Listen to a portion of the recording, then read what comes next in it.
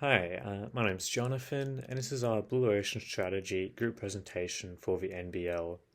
So I'm joined with Jack, Rayon, and Jason, and we'll be discussing how the implementation of two Blue Ocean strategies can help solve the problems that the NBL is experiencing, and also help to achieve the NBL's future objectives. So for this presentation, we have carefully taken the NBL's problems and objectives into consideration for our ideas. And firstly, we have understood that the main problem for the NBL is their viewership.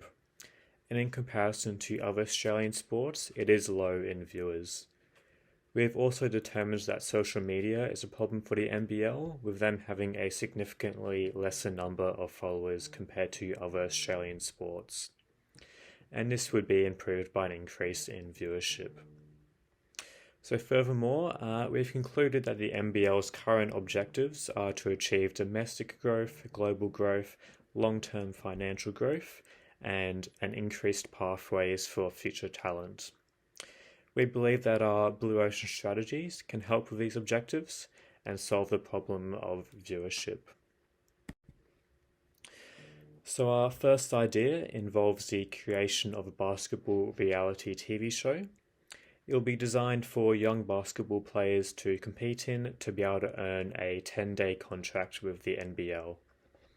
And this idea aims to increase viewership for the NBL and would aim to reach people who are not already fans of basketball, as well as the general basketball audience who are not fans of the NBL.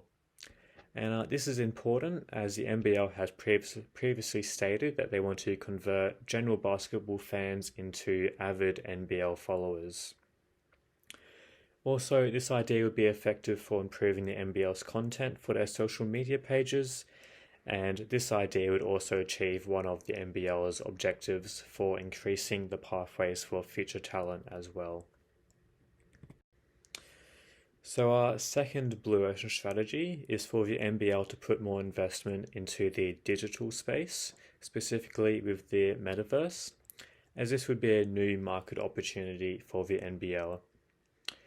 So this idea aims to accommodate the fans who are unlikely to attend games in person, as through research it is evident that people are less inclined to attend games live now than before COVID. It would also be interesting for those that are involved in the metaverse space as well. So both of these ideas would be great opportunities for the NBL to consider, and it would help with the NBL's major problem with viewership, as well as help with their future objectives.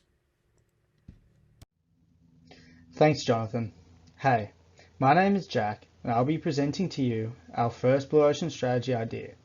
Our idea involves the creation of a reality television style show where 10 young and promising basketball talents from Australia and around the world will compete in different challenges and games for the ultimate prize of winning a 10-day contract for an NBL team. This show will be hosted by Australian greats Paddy Mills, Andrew Bogut, and Andrew Gaze. The implementation of a reality television program will give the NBL the ability to reach the three tiers of non-customers, being those that are fans of basketball but not the NBL, Australian sport fans, and those that don't have any interest in sport but enjoy shows like reality TV. We have developed a 4 actions framework to display how we will refine the NBL and show you how this reality show will provide value. The NBL must eliminate the idea that a sports league is purely about the sport and understand that off-field entertainment is as important. Furthermore, it must reduce its emphasis on physical channels whilst also raising the number of digital channels. Lastly, the NBL must create a more engaging pathway for non-customers to become interested, hence the idea of a reality television show. Moreover, we have also created a strategic sequence to display how our Blue Ocean strategy will be commercially viable for the NBL. Firstly, we must identify the buyer utility. With the popularity of shows such as Married at First Sight and The Voice, we can identify that they are extremely well viewed. But these are free. However, reality shows that can be seen through paid subscription, such like Keeping Up with the Kardashians and Too Hot to Handle, are also very popular. This gives us confidence in suggesting that ours will be the same. For price, We will be launching the first episode on the NBL's free-to-air partner network 10 in order to reach the greatest number of potential viewers. After, the remaining episodes will be shown on Kayo and Foxtel through ESPN. Viewers interested in continuing to watch the show will most likely already have one of these services, whilst a smaller amount will be willing to make a first-time purchase of one. The cost of the creation will be within a budget of $3 million. Although a large amount, in the long term, this will be profitable for the NBL as it will create a large amount of fans and new memberships. We can use the UFC and their show The Ultimate Fighter as a reference to this. Finally is the adoption, a roadblock that may be faced as acquiring the large budget for the show. It must be understood that this is a long-term project and won't generate immediate profits. However, it will be ultimately a successful venture for the NBL. We can successfully look across at different strategic groups within the industry to further understand the value of a reality show for the NBL. An example of this working is The Ultimate Fighter for the UFC, as mentioned prior. The Ultimate Fighter shot the UFC into popularity with its reality-style drama which captivated audiences. Furthermore, it actually saved the UFC from going into bankruptcy. So for the first Blue Ocean strategy, the budget will be around $3 million. The first season will run for 10 episodes, costing roughly around $200,000 per episode. Other significant budgets will include wages for staff and contestants, accounting for over half of the idea's overall budget, whereas crucial items like the 10-day NBL contract will be worth $50,000. For this Blue Ocean strategy, it is critical the NBL starts off with staff hiring and contracts, such as the optimization of film crew and directors for all the processes to be set in stone. The second step involves deciding the film location, followed by contest acquisition, film preparation, then show content creation. These elements will be processed within a month, from July to August, with the creation of show content taking the majority of August to make for drama optimization and storytelling enhancement. Moreover, throughout the implementation period, the league will create social media and TV advertisements to produce hype for the show. Pre-filming, the ads will only consist of advertised banners for the show's premise, both out-of-house and social media advertising. Filming will commence late August until October, when the first advertising will air early September, including dramatic, marriage-at-first style-like footage of clips from the first episode, which will go straight to free-to-air TV. From there, ads for episodes will be displayed on all platforms, as the rest of the episodes will be released weekly on Kayo and ESPN. As such, the plan was strategically chosen for the months of July to October because it's the NBL's preseason, providing ample time for judges to choose the right contestant and the winner to sign an NBL contract. Furthermore, the NBL season starts in December, providing time for the contestant to move to the league, while viewers invested in the show can maintain hype for the winner and anticipate watching his first game within those 3 months. Thank you, Jason. My name is Rowan, and I will be going into more depth on our second Blue Ocean strategy, taking the NBL into the metaverse. The metaverse, as Jason stated, has limitless possibilities involving virtual goods and services in an augmented reality. However, there are some fundamental issues that need solving in the undertaking of such an ambitious project.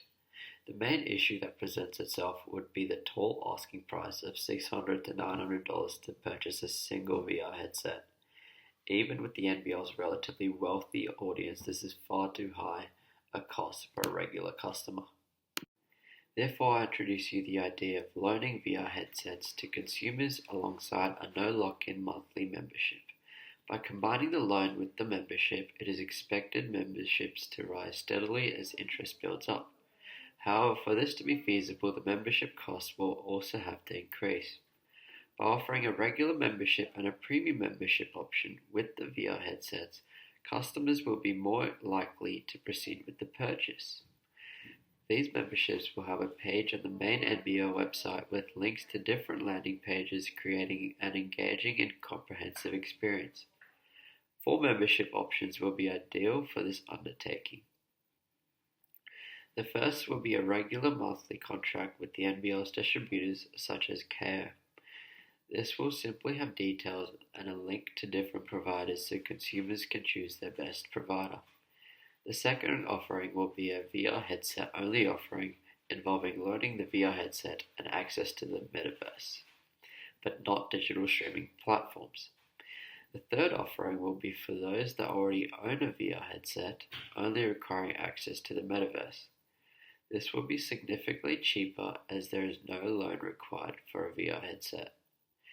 The fourth offering will be a customizable option involving the customer being able to choose their membership type, such as a membership with streaming and access to the metaverse without renting the VR headset. Separate to the membership offering, the NBL should also do trials in which interested members could trial for free to obtain some data and feedback, but also generate interest and positive online reviews. There will be a sizable initial cost that the NBL will have to dedicate to this project, as it is a major project that would not be effectively executed with a low budget. As you can see in the pie chart, this project would have upwards of 70% of the budget used on equipment, staffing, purchasing VR headsets, and building the stadium in the metaverse. The latter 30% on promotion and upkeep cost, and 15% on staffing, will be the only expenditure that will carry on consistently, being 45% of the current budget requirement. Hence, the NBL's profit margin will improve progressively as time goes on. Once momentum builds up for this project, I believe it has incredible potential for success. I will now hand this back to Jason. So, as seen with this Gantt chart, we predict a 4-month timeline for this project to be completed. The metaverse is an advanced space that requires experts within the field, hence the majority of the first month should be spent hiring project staff, including camera crews and project creators. Within that time, equipment should be purchased and set up simultaneously to the hiring process in order for time efficiency. Towards the end of July throughout August, the project team will develop the stadium, which will be one of the most time-consuming activities due to its magnitude. This will be followed by tests to ensure there are no bugs or glitches when one enters the metaverse. Moreover, during the creation and testing of this project, promotions of the NBL's VR headset subscriptions will be available on social media and TV, along with banners to build product awareness. This will be followed by customer trials to get a feel about possibly buying a VR headset, where these promotional activities will amass for 20% of the whole budget. On the back end of August and throughout the whole September, the project team will continue to analyze results of the stadium through updates and minimizing our maintenance issues, which should be completed by October, getting ready for the retail release. Therefore, these were our 2 blue ocean strategies that the NBL should consider to help grow their fan base in 3 years.